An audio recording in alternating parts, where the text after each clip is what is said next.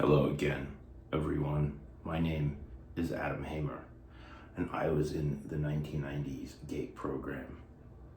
And everything that they told you about what that program was is a lie. Today I want to talk to you about a couple of things.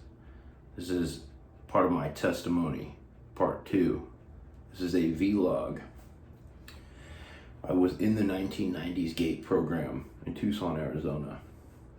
For me, it began in earnest that I can honestly fully recall in 1994 at Calhoun Elementary School. After that, first grade, I went to a different elementary school in Tucson called Corbett Elementary School, where I was enrolled in something called self-contained GATE. I have very little memory of what occurred at that school, and what I do remember is extremely bizarre, because not only do I recall all of the anomalous standards that are being discussed as relates to this program, such as being exposed to the gateway tapes in school, in dark rooms, as well as being taken off campus to what I recall now that I have more of my memory back and I've filed on my history, to be testing facilities. And also Zener cards and auto stereograms, where the images overlay. They would have those look at that to see how we could perform on that. What I want to talk to you specifically today about and share is my experience with the off-site testing that is lesser discussed when people talk about GATE in the 80s and 90s, and I am positive from experience in filing is related to the deeper layer.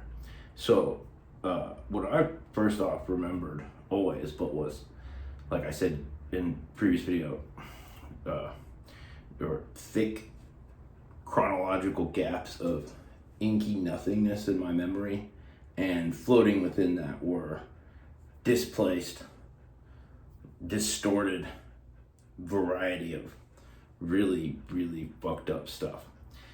A lot of it, especially at the earlier age, involves being at places that I recognize to be sterile lab facilities, where there were metal tables, metal chairs, headsets.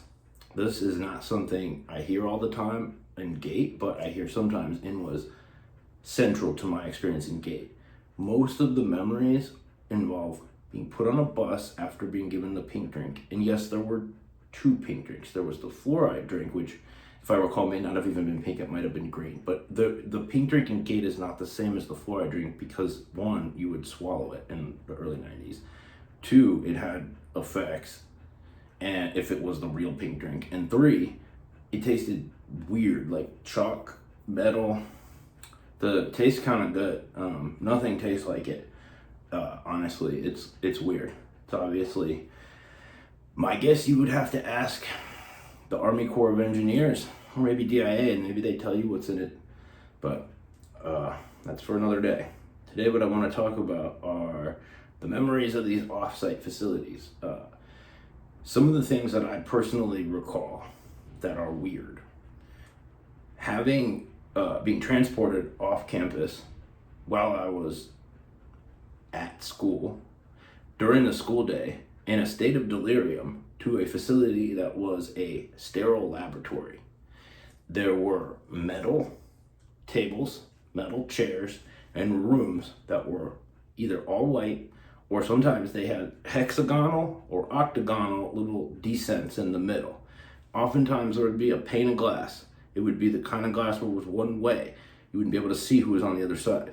And sometimes the rooms would be filled with analog or oscilloscope type gear on racks on the walls, or strange, like what I could only describe as strange electrical and other types of gear.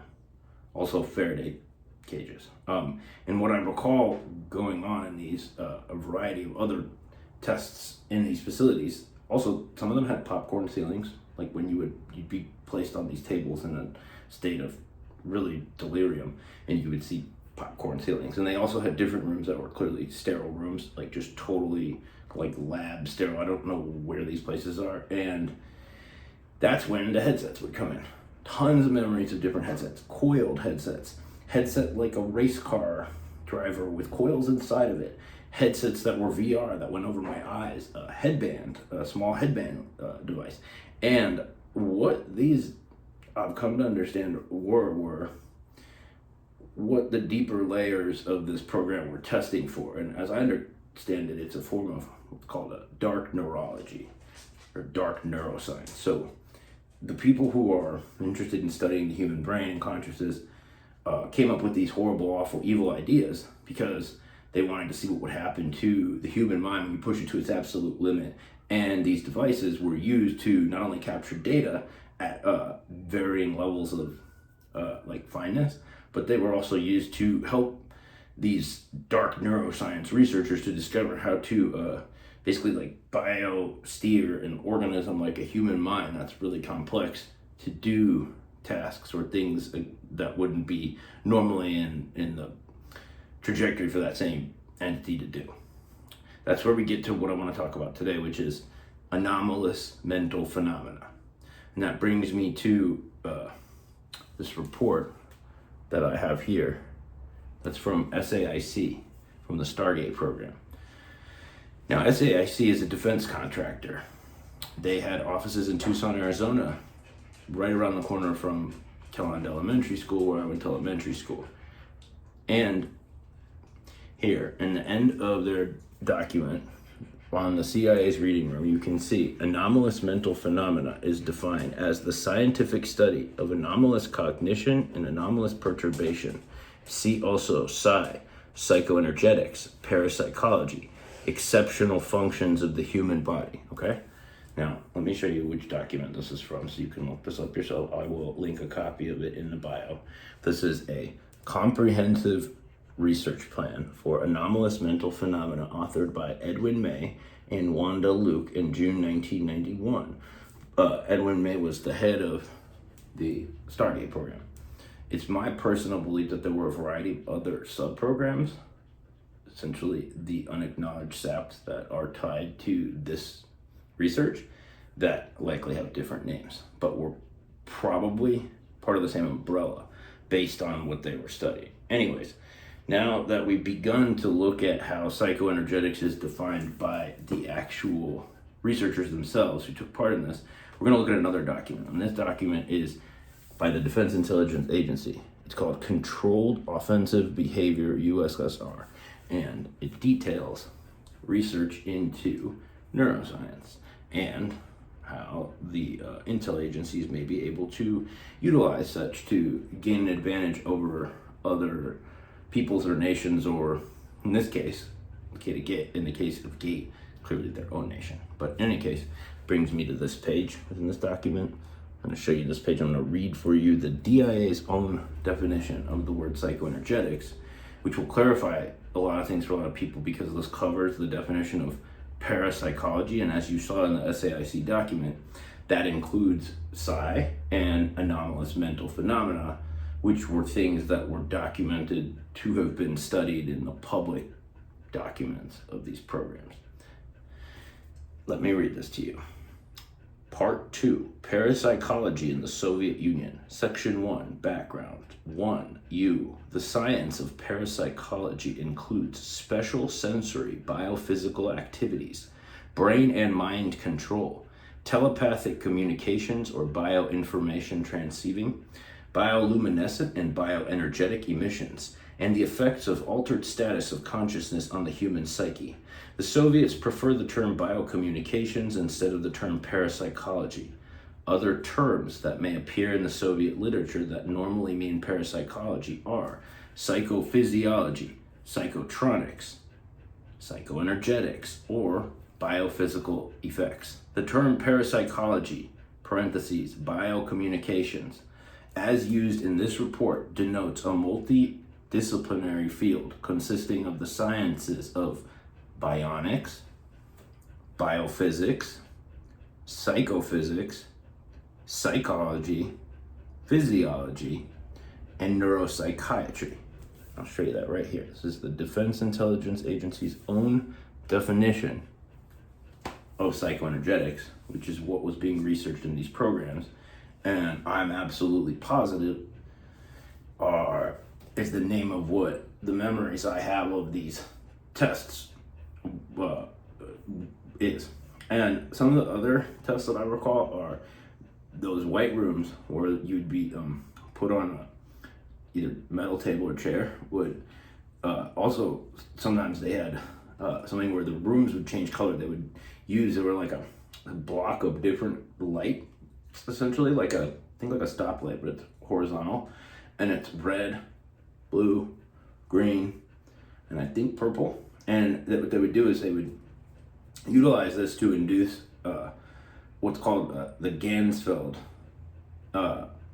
effect, and it's essentially, it induces it induces changes in the physiology of the brain that can be studied, which is why there were also headsets, because those headsets, as I understand it, served a variety of functions. They both monitored the minutia of these dark neuroscience experiments as they occurred, which is what the rooms were for. They were essentially lab rooms, so they were taking lab readings, and they were magnetic encephalograph devices in some cases. In some cases they were modified VR helmets.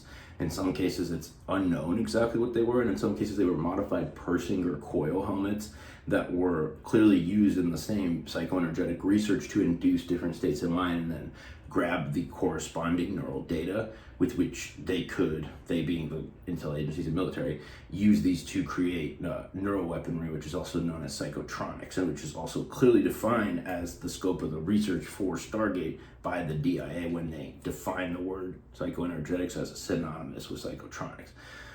Anyways, psychotronics is also synonymous with neurowarfare, which is very, very popular but lesser known right now, and covers a big ground from psychological warfare to information warfare to biological agents and a lot of other things. And so the research that was going on in the deeper layers of Gate, the not public story version, involved getting information for this and also using those same studies to, you guessed it, create programmable individuals, which this is not the episode to go into that, but that absolutely is a part of this story, and I will be addressing that.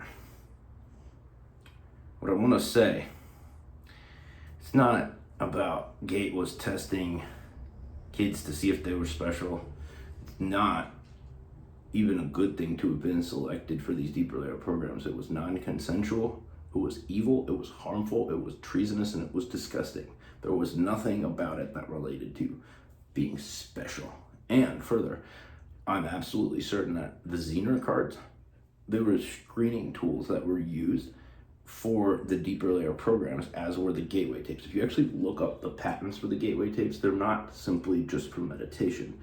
They're for utilizing a complex technique known as EEG heterodyning, which is central to neural warfare and I don't know what the term would be, but neuro healing, which is a new emerging field where it's essentially the opposite of neural warfare. You can repair and heal biology with it. So, long story short, the Zener cards were a screening tool.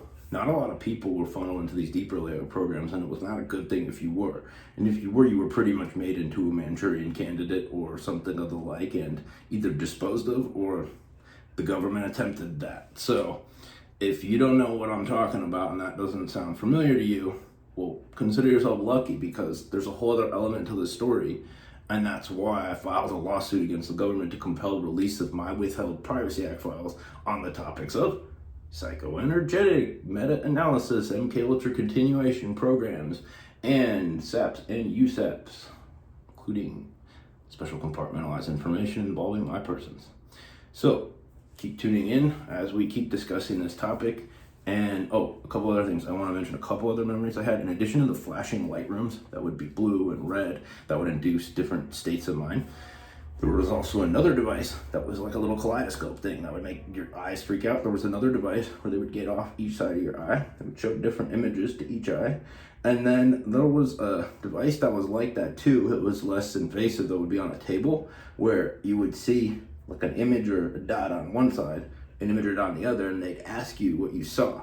And if you know anything about left-right brain splits as relates to programming and M-culture, well, that's a topic for another video, but it's worth looking into. It's central to what I just said. Anyways, thank you for listening to my testimonial part 2, and I will be back with more information and back to share more of my story. And yeah, anyways, I'm gonna ring the gong, so thanks for being with me.